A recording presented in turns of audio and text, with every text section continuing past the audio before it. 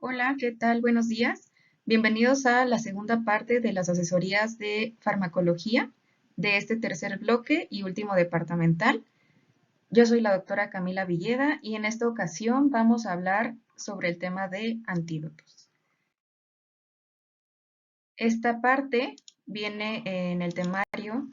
Como pueden observar, hay bastantes sustancias de las cuales vamos a abordar ahorita durante la presentación, pero quería ponerlo aquí en el temario. Vamos a empezar definiendo que un antídoto es una sustancia que se va a administrar para contrarrestar los efectos nocivos de una sustancia en el cuerpo. A través de toda esta sesión, pues vamos a hablar de distintos tipos de antídotos para generalmente las intoxicaciones más comunes en la práctica clínica, y estos van a funcionar neutralizando o bloqueando los efectos tóxicos de la sustancia, ayudando a prevenir estos daños adicionales al organismo. Estos vamos a ver que pueden actuar de distintas maneras, se pueden unir a la toxina para inactivarla, pueden inhibir su absorción en el cuerpo o pueden acelerar su eliminación. Vamos a comenzar con la intoxicación aguda por metales pesados. Estos se van a encontrar como contaminantes ambientales que pueden ser de fuentes naturales o fuentes creadas por el hombre, que se llaman antropogénicas. Principalmente vamos a hablar de la intoxicación por arsénico, por mercurio y por plomo. Estos efectos generalmente son por exposición crónica y radica su importancia en que también son potenciales cancerígenos. El tratamiento general en cuanto a esta intoxicación aguda sería eliminar principalmente la fuente de exposición, estabilizar al paciente, dar un tratamiento sintomático y enfocándonos a la farmacología, vamos a usar los quelantes. Estos van a ser con sustancias que van a formar complejos estables con estos metales para evitar o para revertir la unión a ligandos biológicos. Aquí les puse una tabla en cuanto al plomo, arsénico y mercurio, las fuentes de exposición, los efectos en la salud y si se consideran o no carcinogénicos. Por ejemplo, el plomo se va a encontrar como fuente de exposición en el hombre en cuanto a pintura. Generalmente se habla de los juguetes para niños. Estos son particularmente susceptibles a la intoxicación por plomo, pero también lo podemos encontrar, por ejemplo, en gasolina, en ingestión o inhalación de estos polvos y estos vapores que desprende la gasolina. Así también podemos encontrarlo en cosméticos y en baterías principalmente. En cuanto a efectos en la salud, les mencionaba que los niños son particularmente susceptibles y se puede decir que absorben gran porcentaje del plomo. Esto puede llevarnos a retrasos cognitivos, a cambios en el comportamiento y en general a la intoxicación del plomo se le llama saturnismo. Como síntomas podemos encontrarlo con encefalopatía, con hipertensión, inmunodepresión, pueden tener los pacientes anemia crónica y el plomo se deposita particularmente en la piel, el cabello y los huesos. Esto lo podemos ver con lo que se llama franjeado metafisario. Ahorita les pongo una foto y se considera probablemente carcinogénico. En cuanto al arsénico, este lo podemos encontrar en agua potable, también en pesticidas, en quema de carbón o incluso en el consumo de mariscos. Por eso hay que tener mucho cuidado, sobre todo en mariscos crudos. La exposición aguda puede ser mortal, sobre todo por los efectos cardiovasculares. También nos puede dar una enfermedad vascular periférica que se puede manifestar como algo que se le llama comúnmente enfermedad del pie negro.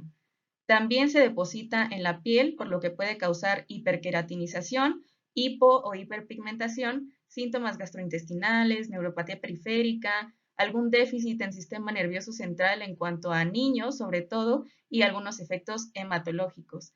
Este compuesto se ha visto que sí está asociado a cáncer de piel, de vejiga y de pulmón. En cuanto al mercurio, sobre todo se desprende de la actividad volcánica, algunos gases en el suelo, combustibles, y es muy importante porque lo podemos encontrar en amalgamas en cuanto a procedimientos dentales, consumo de pescado, que también puede ser crudo, en pilas y en termómetros.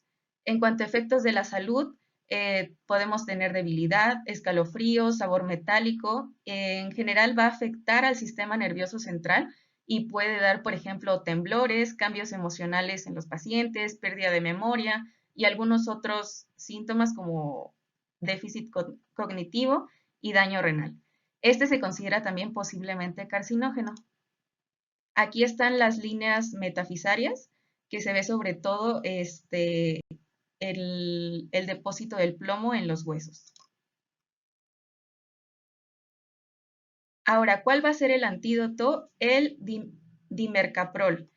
El blanco farmacológico van a ser los metales pesados, especialmente el arsénico, el oro, el plomo y el mercurio.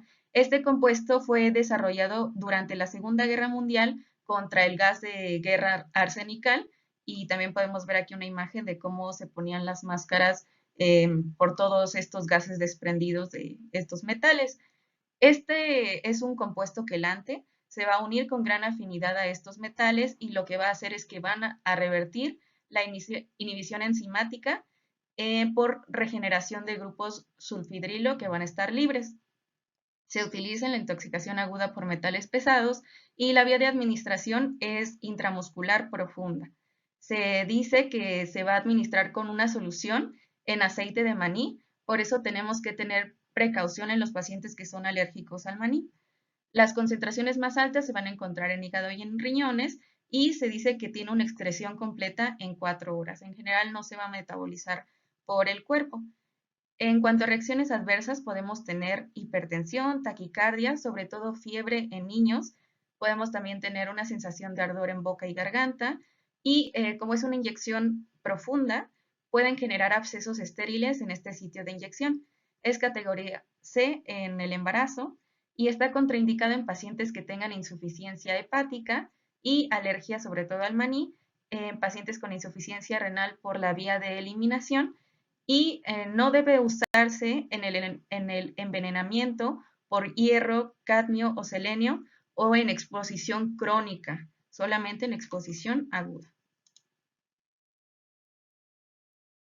Tenemos otro compuesto que es la penicilamina, perdón.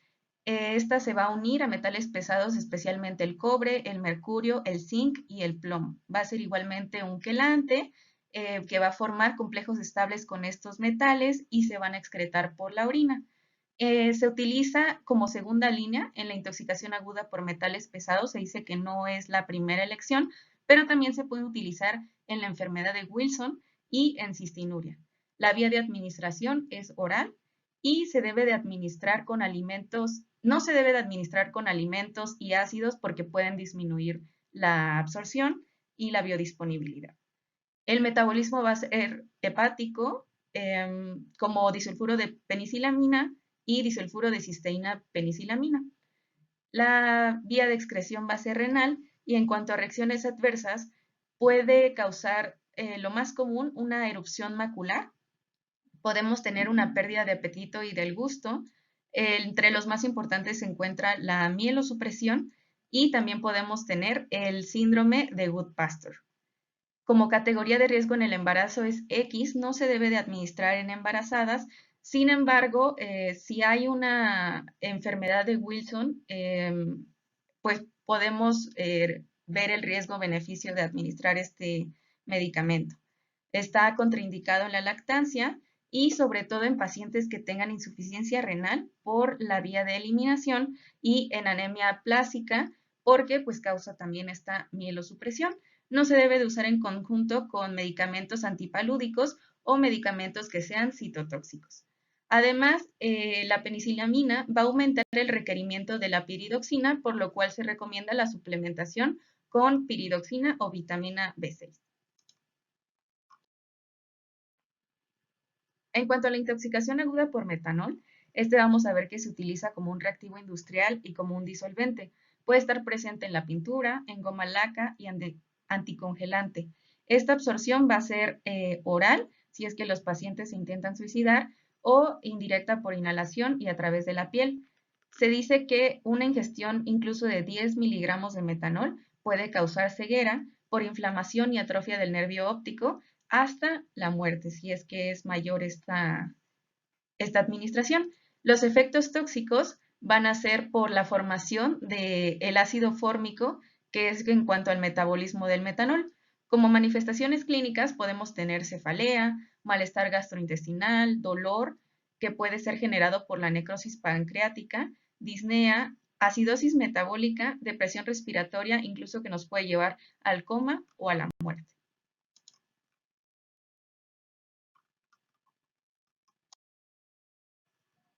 El antídoto para el metanol va a ser el etanol. Este tiene como blanco farmacológico a la alcohol deshidrogenasa, que lo que va a hacer va a inhibir la biotransformación al competir con esta, la alcohol deshidrogenasa, reduciendo la velocidad de la producción del metabolito tóxico, que es el ácido fórmico. Se va a administrar para una intoxicación aguda por metanol o etilenglicol y la vía de administración va a ser vía oral. La absorción va a ser rápida, más o menos en unos 30 minutos, y sufre un metabolismo de primer paso por la alcohol deshidrogenasa gástrica y por la hepática. Vamos a ver que se distribuye en el agua corporal total y el metabolismo va a ser hepático por la alcohol deshidrogenasa y la aldehído deshidrogenasa por una oxidación. Este va a tener una cinética de orden cero, lo cual es importante recordar, y se va a excretar a través de la orina, el sudor y la respiración. Va a tener como reacciones adversas un efecto estimulador inicial y los pacientes se pueden presentar con vértigo, relajación muscular, deterioro del juicio, dislalia, ataxia, problemas de atención, labilidad emocional, agresividad, incluso nos puede llevar al coma o a la muerte. Este es categoría X en el riesgo en el embarazo, es decir, está contraindicado porque puede causar síndrome alcohólico fetal. En cuanto a interacción, en realidad tiene interacción con muchos medicamentos, sobre todo porque van a estar metabolizados por el CYP2E1, que es de los más importantes, y sobre todo con la fenitoína y la warfarina va a tener interacción. Y pues se recomienda no administrar con otros depresores del sistema nervioso central. Ahora pasamos a la intoxicación aguda por benzodiazepinas. Estos son fármacos que son moduladores alostéricos de la función del receptor GABA-A, que está en el sistema nervioso central. ¿Y qué es lo que van a hacer? En general van a aumentar la corriente del cloro, que van a ser inducidas por GABA, es decir, tiene que estar presente para que las benzodiazepinas puedan actuar. Y se utilizan como fármacos en el tratamiento para el insomnio o en el trastorno de la ansiedad.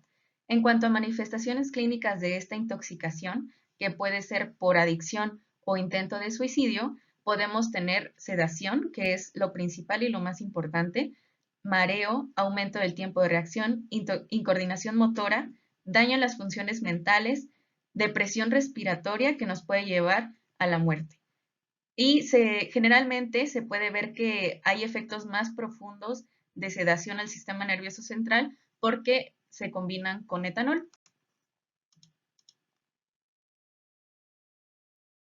El antídoto para esta intoxicación va a ser el flumacenilo. Este va a tener como blanco farmacológico también al receptor GABA-A, es decir, va a ser un antagonista competitivo de la unión de estas benzodiazepinas a este receptor en el sistema nervioso central sin causar un cambio en la función del receptor. En cuanto a indicaciones clínicas, pues es la intoxicación aguda o revertir la actividad de estas benzodiazepinas. Farmacocinética relevante, vamos a ver que se va a administrar por vía intravenosa principalmente y también por vía oral. Tiene un 50% de unión a proteínas plasmáticas y vía oral vamos a ver que sufre metabolismo de primer paso. Va a ser metabolismo hepático.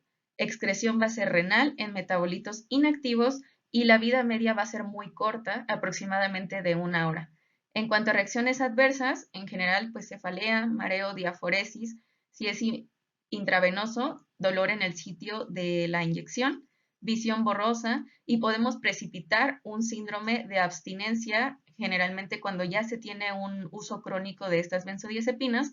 También importante, nos puede causar convulsiones e incluso muerte. Categorías de riesgo en el embarazo es C y va a estar contraindicado en pacientes que tengan hipersensibilidad a este compuesto, pero también en signos de sobredosis grave por antidepresivos tricíclicos o en uso crónico de benzodiazepinas. Tenemos que tener precaución en pacientes que ya tengan drogodependencia porque podemos predisponer al síndrome de abstinencia, así también alcoholismo o en pacientes que sean epilépticos porque el flumacenilo nos puede causar convulsiones. En cuanto a la intoxicación aguda por opiáceos, estos recordemos que son derivados de la resina de la dormidera, que también se llama Papaver somniferum. Estos van a incluir la morfina, la codeína, la buprenorfina, el fentanilo y el tramadol, que generalmente se utilizan por su actividad analgésica en dolor.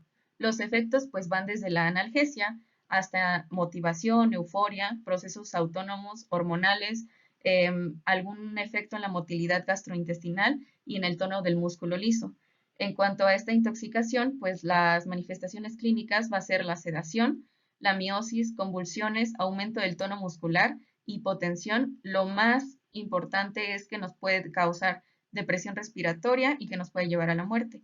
Esto sobre todo se da en adicción e intento de suicidio. El antídoto para la intoxicación aguda de los opioides es la naloxona. Este va a tener como blanco farmacológico los receptores opioides mu, kappa y sigma en el sistema nervioso central y lo que va a hacer es antagonizar competitivamente este receptor. En cuanto a vía de administración, son varias. Podemos darlo subcutáneo, intramuscular, que es lo preferible, intravenoso o vía oral. La unión a proteínas plasmáticas va a ser débil y el metabolismo va a ser extenso de primer paso en hígado y el metabolito se va a formar por conjugación. Es un metabolito inactivo que es la naloxona 3-glucurónido. En cuanto a excreción, va a ser renal principalmente y la vida media va a ser corta, de 1 hora a 1 hora y media, sobre todo si se da vía intramuscular.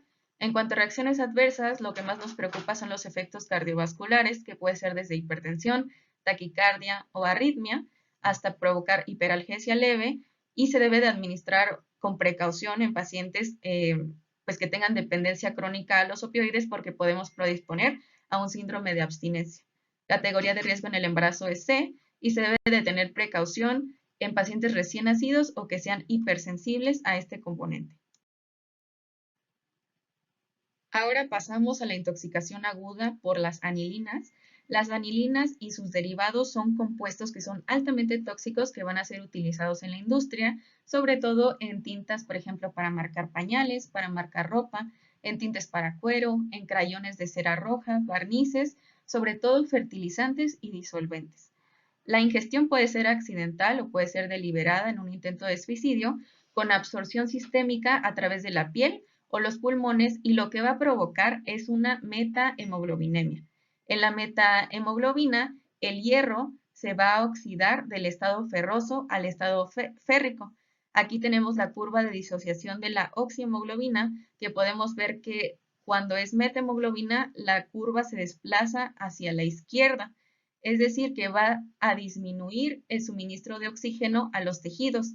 Esto nos puede provocar cianosis, disnea o síntomas inespecíficos desde cefalea, aturdimiento, irritabilidad, hasta el shock, depresión respiratoria grave, deterioro neurológico o incluso nos puede llevar a la muerte. El antídoto para la intoxicación por anilinas va a ser el azul de metileno. Este lo que va a hacer es que va a promover una conversión de reducción no enzimática de la metahemoglobina a la hemoglobina en los eritrocitos a dosis bajas. Es importante mencionar que en altas concentraciones se puede formar más metahemoglobina, lo cual pues puede agravar el cuadro. Entonces, pues no hay que administrarlo a las dosis que vienen específicamente en la prescripción. Este también va a inhibir a la óxido nítrico sintetasa endotelial y a la guanilato ciclasa. Por eso también se puede dar cuando hay un proceso de vasoplejía, que es un choque con vasodilatación. En cuanto a vía de administración, se da vía intravenosa, es bien absorbido, vemos que en un 94% se une a proteínas plasmáticas y el volumen de distribución es muy grande, de 255 litros. El metabolismo va a ser hepático por glucuronidación al metabolito activo que es el leucometileno. La excreción va a ser vía renal, principalmente, sin cambios, y la vida media de eliminación es aproximadamente de 24 horas. En cuanto a reacciones adversas, nos preocupa la hipocalemia, hipomagnesemia, diarrea, náuseas, sobre todo la anemia hemolítica, porque puede predisponer también a hemólisis. Por eso está contraindicado en pacientes que tengan deficiencia de glucosa 6-fosfato deshidrogenasa y también nos puede causar, por ejemplo, anafilaxia, convulsiones, mareos, angioedema. Categoría de riesgo en el embarazo es D. Como ya les mencioné, está contraindicado en deficiencia de glucosa 6-fosfato deshidrogenasa y también nos puede producir un síndrome serotoninérgico si lo utilizamos concomitantemente con otros serotoninérgicos u opioides. Tenemos que tener precaución en pacientes que tengan insuficiencia renal por la vía de eliminación. Aquí les pongo un esquema de cómo es que funciona el azul de metileno. Vemos que es una reacción no enzimática, actúa a través de la NADH, formando el metabolito que es el leucometileno, que es lo que ya vimos, y va a convertir esta metahemoglobina a la hemoglobina, sobre todo en el estado ferroso, para pues antagonizar los efectos de esta intoxicación. Pasamos a la intoxicación por fármacos colinérgicos. Sobre todo son fármacos o compuestos que se le llama organofosforados. Se encuentran sobre todo en insecticidas agrícolas. El temario nos marca dos compuestos. Uno es el malatión. Este se va a utilizar como tratamiento en pediculosis capitis. Va a ser un tratamiento tópico y se utiliza como una segunda línea cuando no se puede utilizar la permetrina. Debe de tener precaución, sobre todo en pacientes pediátricos, porque estos son los que pueden absorber mucho más el compuesto. Y también el otro compuesto es el paratión. Este va a ser un insecticida agrícola que se utilizaba antes, sin embargo, con todos estos efectos tóxicos, pues se ha retirado mucho más del mercado. Este se va a absorber a través de la piel, pulmones, tracto gastrointestinal y en general pues van a inhibir a la acetilcolinesterasa, conduciendo a un exceso de esta acetilcolina en tanto las sinapsis neuronales y la unión neuromuscular. Entonces, en nuestras manifestaciones clínicas sería un toxíndrome colinérgico. Lo encontraríamos como bradicardia, miosis, lagrimeo, salivación, broncoespasmo, micción, emesis y diarrea. Todos los pacientes que sean sintomáticos por esta intoxicación deben recibir tratamiento con oxígeno, con atropina, con una oxima y benzodiazepinas para prevenir las convulsiones. El antídoto va a ser la atropina. Estas van a antagonizar competitivamente el receptor de acetilcolina, impidiendo que se una pues, la acetilcolina a los receptores. Las indicaciones, pues, es intoxicación aguda por organofosforados. Vía de administración tenemos en muchas, vía oral, intravenoso, intramuscular, sublingual, incluso oftálmico e inhalado. El tiempo de vida, el tiempo máximo, perdón, es 10 minutos y se da vía intravenosa, es decir, actúa muy rápido. Unión a proteínas plasmáticas, solamente un 44%, y el volumen de distribución vemos que es muy alto. El metabolismo, va a ser hepático por hidrólisis enzimática y la vida media de eliminación va a ser 3 horas si se administra vía intravenosa. En cuanto a reacciones adversas, pues tenemos lo contrario de un síndrome colinérgico, que sería un síndrome anticolinérgico. Entonces podemos tener palpitaciones, taquicardia, enrojecimiento por la vasodilatación, retención urinaria, disfunción eréctil, anhidrosis, depresión respiratoria. Categoría de riesgo en el embarazo es C y se debe de tener precaución en pacientes que tengan glaucoma de ángulo estrecho porque lo puede exacerbar. También en pacientes que tengan hiperplasia prostática por aquello de la retención urinaria, EPOC. El riesgo de crisis hipertensiva sobre todo se da si se usa en conjunto con los inhibidores de la monoaminoxidasa.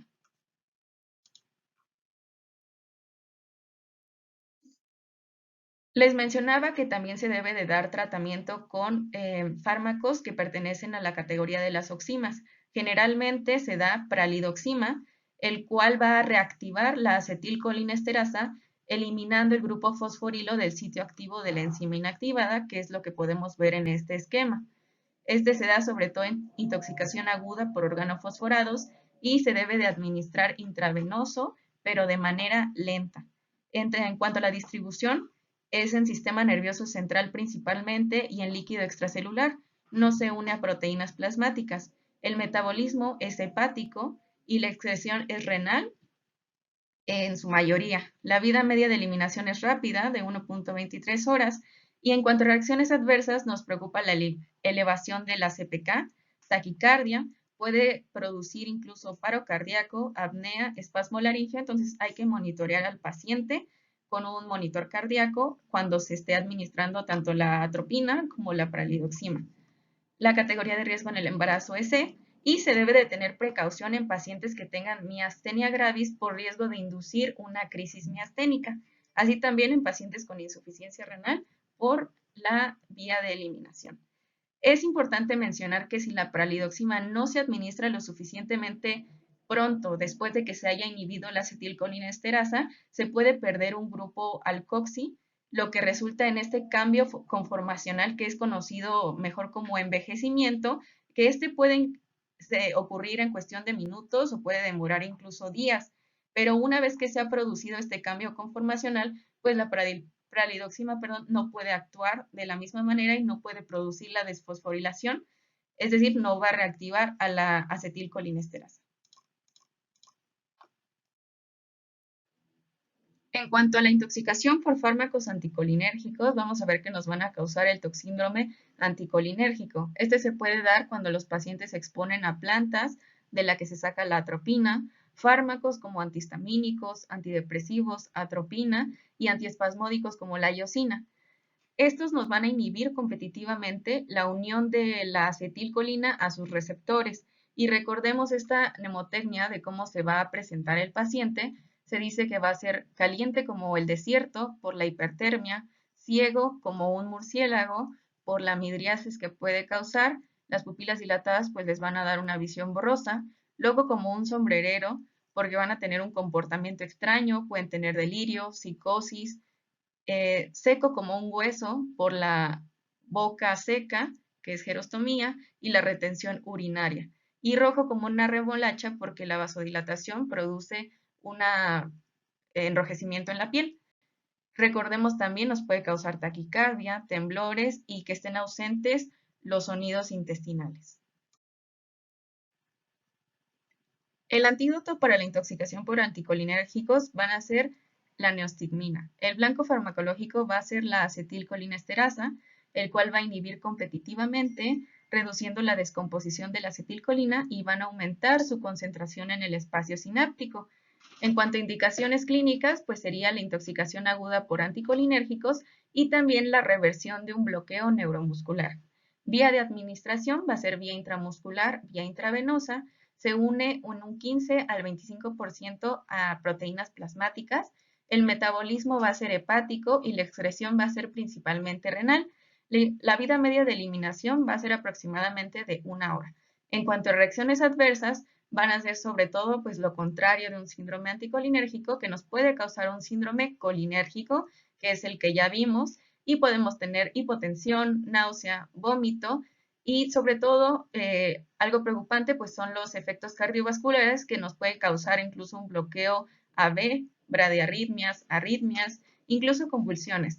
Categoría de riesgo en el embarazo es C y va a estar contraindicado en pacientes que tengan hipersensibilidad a este compuesto, peritonitis, a pacientes que tengan obstrucción mecánica del tracto urinario o intestinal y en pacientes con cardiopatía isquémica por los efectos cardiovasculares que puede tener y en pacientes con insuficiencia renal. Pasamos a la intoxicación por monóxido de carbono. Este va a ser un gas inodoro, insípido, incoloro que se va a formar por la combustión de hidrocarburos. Este se va a unir a la hemoglobina con mucho mayor afinidad que el oxígeno y se va a formar carboxihemoglobina, lo cual va a provocar un deterioro del transporte y la utilización del oxígeno. Además, nos puede precipitar una cascada inflamatoria que tiene efectos sobre todo en sistema nervioso central, que va a tener secuelas neurológicas que no se van a manifestar en agudo. En cuanto a manifestaciones clínicas, podemos tener cefalea, pérdida de conocimiento, confusión, alteraciones del estado mental y el característico labios rojos cereza. En pacientes que tengan intoxicación por monóxido de carbono, se tiene que aplicar oxígeno a alto flujo independientemente de la oximetría de pulso o la presión parcial de oxígeno arterial. El antídoto, pues sería el oxígeno. ¿Por qué? Porque nos va a aumentar la eliminación de esta carboxihemoglobina y va a mejorar la oxigenación en los tejidos. En cuanto a indicaciones, pues es la intoxicación aguda de monóxido de carbono, pero pues lo podemos usar o se usa normalmente en la práctica clínica en la insuficiencia respiratoria. Va a ser una administración de un oxígeno de alto flujo al 100% a través de una mascarilla facial sin reinhalación. Efectos van a ser adversos locales, sobre todo les puede producir a los pacientes epistaxis por esta resequedad en la mucosa nasal, astenia, cefalea y puede causarnos obviamente un riesgo de incendio, por eso tenemos que tener precaución, rinitis e hipotensión refleja. Categoría de riesgo en el embarazo es B y en cuanto a precaución, pues debemos de considerar a los pacientes que tengan enfisema pulmonar. Aquí les pongo un algoritmo de cómo se debe de utilizar este oxígeno normovárico o hiperbárico tras la exposición al monóxido de carbono para que lo revisen con un poco más de precaución para que vean más o menos cómo es el manejo de estos pacientes. Por último, tenemos a la intoxicación por acetaminofén, mejor conocido como paracetamol. Esta va a ser la más común y tenemos una dosis tóxica de más de 150 miligramos por kilo en niños o más de 125 miligramos por kilo en adultos. Manifestaciones clínicas en realidad van a ser solamente náusea y vómito. El daño hepático que se produce pues, puede permanecer asintomático por horas en ingestión aguda. Se debe de administrar el antídoto, que ahorita vamos a ver a continuación, si tenemos una concentración sérica de paracetamol de 4 a 24 horas por encima de la línea de tratamiento en el nomograma de Rumac-Matthew, que es el que tenemos aquí a la derecha. Este va a considerar el tiempo desde la ingestión en horas y las concentraciones del paracetamol y dependiendo de dónde se ubique nuestro paciente, si sobrepasa la línea azul, que es la línea de tratamiento, pues ahí tenemos que administrar el antídoto. También se debe de administrar si la concentración sérica de paracetamol no está disponible, pero sin embargo, si el paciente se presenta con sospecha de ingestiones altas. Antecedentes también de ingestiones que sean crónicas pero supraterapéuticas, antecedentes poco fiables, es mejor administrar el antídoto y si hay evidencia de lesión hepática, sobre todo las transaminasas que son elevadas con antecedentes de intoxicación por paracetamol. El antídoto para la intoxicación sería la N-acetilcisteína. Esta nos va a restaurar las concentraciones hepáticas del glutatión para inactivar el metabolito intermedio del paracetamol, que es hepatotóxico, que es el NAPQI. Aquí lo podemos ver en este esquema que les puse a la derecha, de cómo es cuando pues tenemos pocas reservas de glutatión y cómo es cuando tenemos glutatión. Este se va a indicar en intoxicación aguda por el acetaminofén, pero la acetilcisteína también se utiliza como mucolítico en patologías pulmonares. Vía de administración se puede dar vía oral, intravenosa o inhalada. Vemos que se une en gran cantidad a proteínas plasmáticas y el metabolismo pues, va a ser hepático por desacetilación rápida. La excreción va a ser renal. En cuanto a reacciones adversas, tenemos prurito, rash, diarrea, náusea, pero sobre todo nos puede producir una sobrecarga hídrica. Entonces tenemos que tener precaución en estos pacientes y en pacientes que tengan hipersensibilidad al compuesto. También la categoría de riesgo en el embarazo es C.